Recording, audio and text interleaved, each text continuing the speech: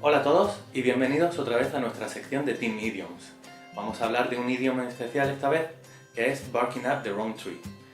Este idioma quiere decir ladrarle al árbol equivocado.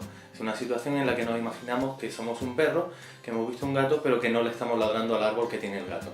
En español tiene un equivalente absoluto que es no le pidas peras al olmo.